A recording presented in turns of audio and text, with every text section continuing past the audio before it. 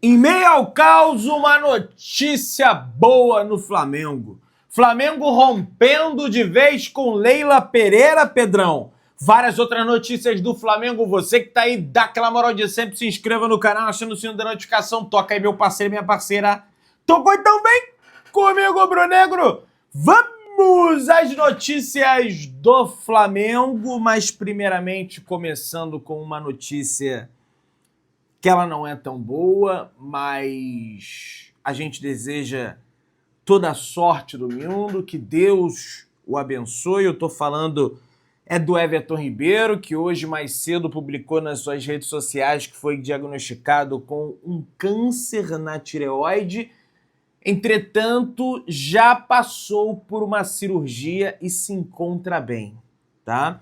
O Flamengo soltou uma nota para o Everton Ribeiro falando o seguinte: Everton, hoje o vermelho e preto não são as cores que você defende, mas saiba que para sempre vai te acompanhar e proteger como o manto sagrado de Nossa Senhora.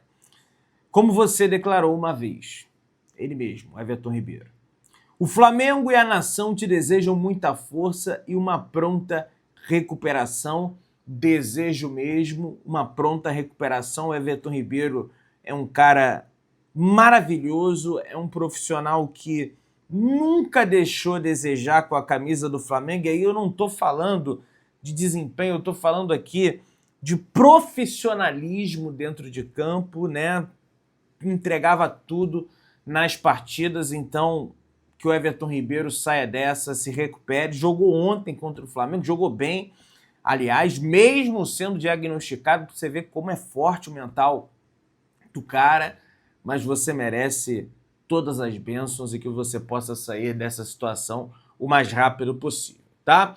Pessoal, o De Arrascaeta, através das redes sociais, há alguns minutos atrás, publicou o seguinte: está chegando a reta da final da temporada e, mais importante do que nunca, a gente precisa do apoio incondicional de vocês. Não tem segredo, é nós por nós e nós contra todos, escreveu De Arrascaeta através das redes sociais, fazendo uma clara referência à arbitragem vergonhosa que nós estamos vendo por aí. É um negócio assim realmente que até assusta, não é mesmo? Pessoal, o Flamengo divulgou nas redes sociais aí as informações sobre a venda de ingressos do confronto, tá? Do jogo de ida pela Copa Libertadores da América no dia 22 de outubro, né? Às 9h30 da noite no estádio do Maracanã, tá? E eu, de bate-pronto, já vou largar a burdoada, porque, só para informar aí o torcedor, a partir do dia 7, amanhã, às 10 horas da manhã, quem for na Ação Maracaú, que é o primeiraço lá do plano do sócio-torcedor, já vai estar disponível a venda do ingresso. E para o público, em geral, teremos a venda a partir do dia 17, tá? 5 dias antes da partida, às 10 horas da manhã, muito provavelmente restando nenhum ingresso, então apenas os mais caros aí. E aí o que eu tenho para criticar é que o ingresso mais barato para o público geral, que é o setor sul, quando na verdade, na minha opinião, deveria ser o setor norte, que é onde tradicionalmente fica a torcida do Flamengo, custa R$350, meus amigos. E o ingresso mais barato do setor norte, que de fato é o setor popular do Maracanã, vai custar R$400, meus amigos. Para o sócio-torcedor, que é o mais brabo lá, vai pagar 100, o segundo mais brabo vai pagar 140 e o terceiro mais brabo vai pagar 160. 450, leste superior, R$500, leste inferior, a metade de R$1.000, não é mesmo? Oeste inferior, R$600, Maracanã mais, R$2.000 e 556 para o sócio mais brabo. R$2.000 no ingresso, para mim, isso é um tremendo absurdo, é uma completa falta de sensibilidade da diretoria do Flamengo. Pedrão, Mas o Flamengo, ele também precisa pensar nas finanças. O Flamengo ele precisa pensar com a frieza de um empresário, afinal de contas. Você não quer um clube saudável financeiramente? Você não quer um clube onde, ano a ano, batam receitas acima da casa do bilhão? Então é necessário pensar como um empresário, Pedrão. É um jogo de alta demanda, Pedrão. As pessoas vão pagar esse valor? Vão. Mas o perfil de torcedor na arquibancada, ele muda de forma tremenda. E se o Flamengo ele ganha com finança, ele perde com ganho técnico das arquibancadas. E isso aí, meus amigos, não adianta vir comentar aí, pô, Pedrão, você está querendo dizer que o torcedor de baixa renda, ele torce mais que o torcedor de renda maior? Na média, sim. Que isso, Pedrão? Veja bem, isso está fazendo um julgamento moral, um preconceito? Não, meus amigos. São fatos. Isso com todos os clubes, todas as equipes. Eu vou a Maracanã desde que eu tinha meus 10 anos de idade. Aliás, antes meu pai já me levou a Maracanã. E para mim isso é prejudicial ao Flamengo. Porque, ainda mais com o time não jogando porcaria nenhuma, viu? Com o time jogando essa porcaria aí que tá jogando, a torcida, ela se torna mais importante ainda e tem mais. Quando o jogo for no campo do Racing, nós vamos enfrentar um caldeirão. Para mim, é o pior caldeirão de ser enfrentado na Argentina, vai ser esse jogo no cilindro contra o Racing. Não é a torcida do Boca, não é a torcida do River, não é a torcida do Estudiantes, é a torcida do Racing. Tá? E eu estarei lá porque já comprei a passagem, mas vai ser esse o preço, não tem muito o que a gente falar, tá? O Flamengo também já soltou informação de ingresso aí para Flamengo Esporte, aí 80 conto mais barato, e soltou o valor do ingresso aí do Flamengo e Santos, 80 conto aí o ingresso mais barato também. Bobeirinha, né? Ironia, né? Evidentemente. Em meio a episódios de indisciplina, pessoal, o Alacian vê oportunidades diminuírem no Flamengo. Pois é, pessoal, o Alacian, que já estava dentro de uma espécie de geladeira no Flamengo, agora realmente a situação vai piorar para ele, pelo que eu pude apurar com algumas pessoas. O GE. Globo também publicou uma matéria dizendo que ele ficou apenas 10 minutos dentro de campo. Isso irritou demais, além da comissão técnica, a diretoria do Flamengo, os jogadores do Flamengo também, né, ficaram muito chateados com o jovem jogador, que teve boas atuações. Cara, eu fico entendendo como pode ele entrar numa partida contra o Chelsea, poderoso Chelsea, com muito dinheiro, que venceu, né, a competição, afinal de contas, e entra no jogo contra o Bahia completamente com o fio desencapado, sabe? Não pensa nas consequências que ele poderia gerar para a equipe dele ali. Agora tem que ficar aí um tempinho fora. Eu acho que cabia até botar ele ali no sub-20, ele tem 20 anos de idade, então ainda está na idade limite aí do sub-20, deixa um tempo no sub-20 para ver se ele esfria a cabeça, porque, gente, não pode. Se o cara entrar pilhado daquela forma num jogo contra o Bahia, que não tava nem...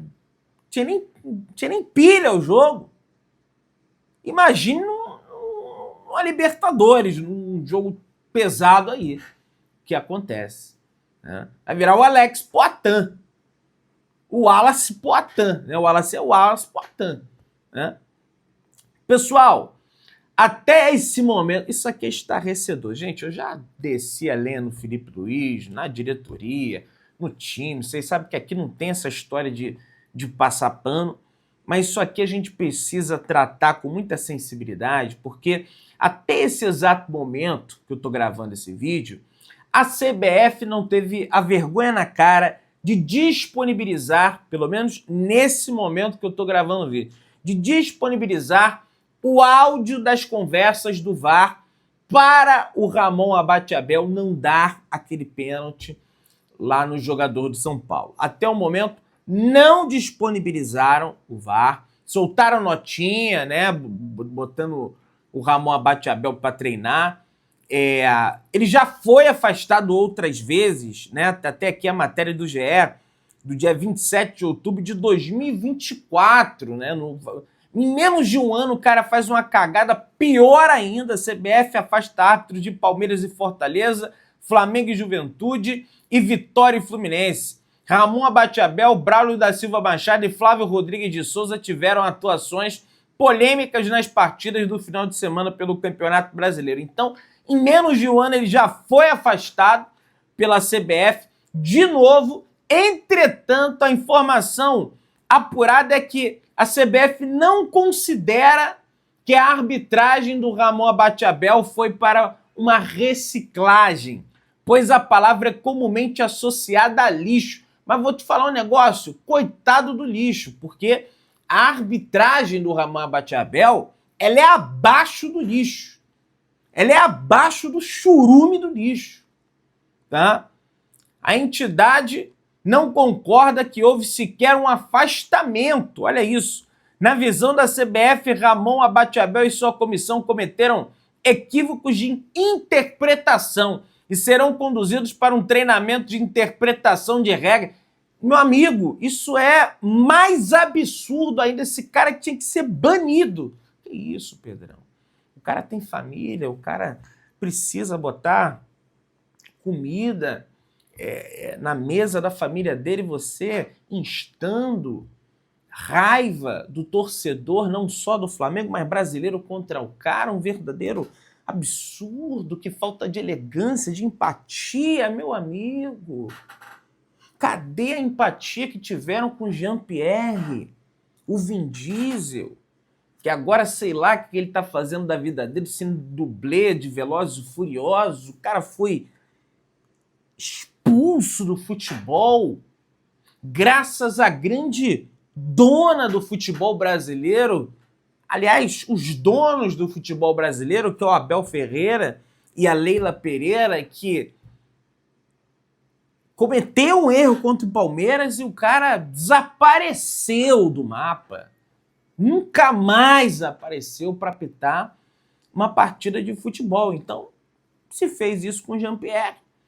O Ramon Abate-Abel cometeu um erro pior do que o Jean-Pierre, né?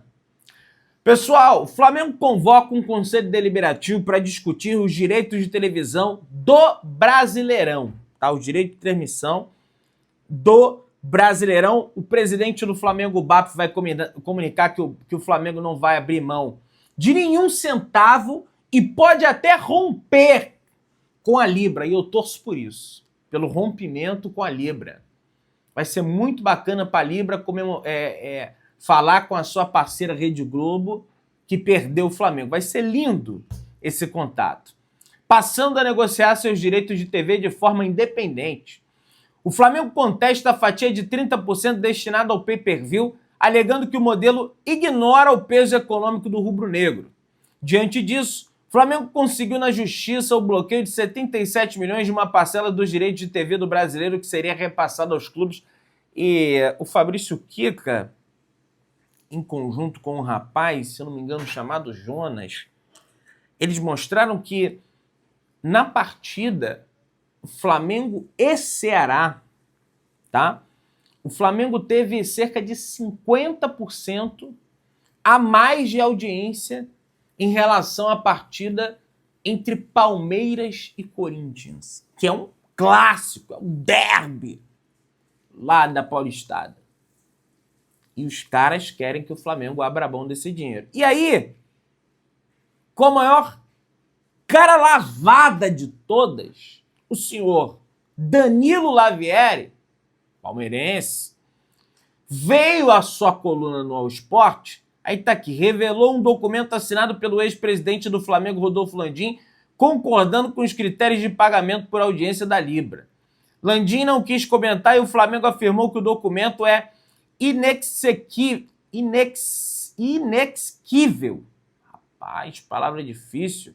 Pois falta ponderação das receitas por plataforma de exibição e os percentuais de rateio, exigindo alterações na forma do anexo 1. Ou seja, Danilo Lavieri, o Landim ele assinou o contrato concordando com os direitos de transmissão da Libra, mas em nenhum momento o Landim assinou nada referente à metrificação da audiência por plataforma.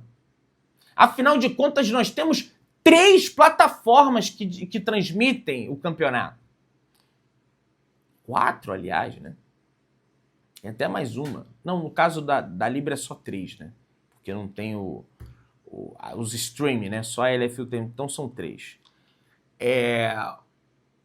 TV aberta, TV fechada, Sport TV, e pay-per-view, que é o Premier. A Libra, ela não metrificou com exatidão como que seria o critério de pagamento por plataforma em relação à audiência.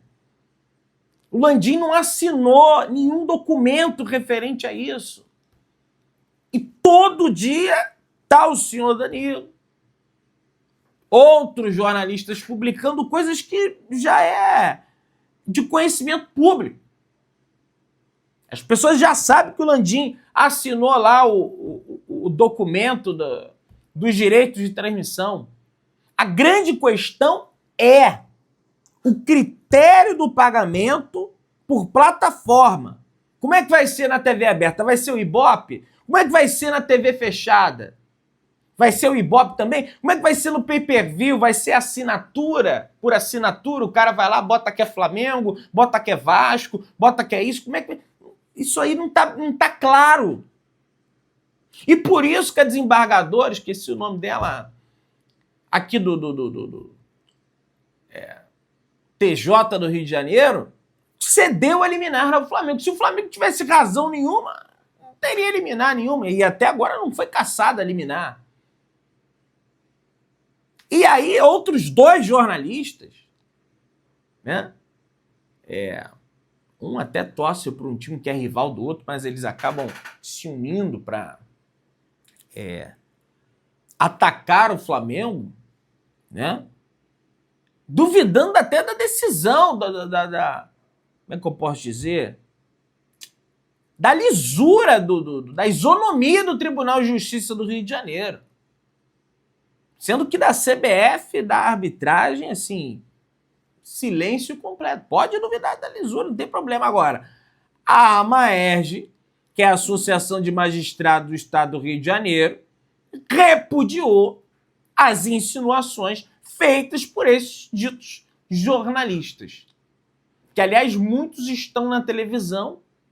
Há quem diga até que a Leila está certa por peitar o Flamengo, um comentário raso, não traz os detalhes aqui, não traz os detalhes à tona do que está sendo debatido, ele simplesmente abraça um lado e defende de forma absurda. Sabe? Um jornalismo porco que é feito pela maior parte da imprensa tradicional. E que a alternativa está dando um banho de bola. Mas um banho de bola. Depois ainda querem falar que não é jornalista, é aquilo, é isso, é aventureiro. Pessoal, o Uruguai soltou de forma oficial aí a lista dos convocados, e além do Varela e do De Arrascaeta, que não seriam convocados, nenhum jogador do Flamengo foi convocado. Nenhum. 0. O Flamengo, acho que depois de muitos anos, ele passou ileso por essa data FIFA e tem todos os jogadores à disposição, 10 dias para descansar, treinar, se preparar para o duelo contra o Botafogo e vencer os 3 pontos. Se inscreva no canal, aciona o sino, deixa o like, tamo junto, saudações rubro-negras.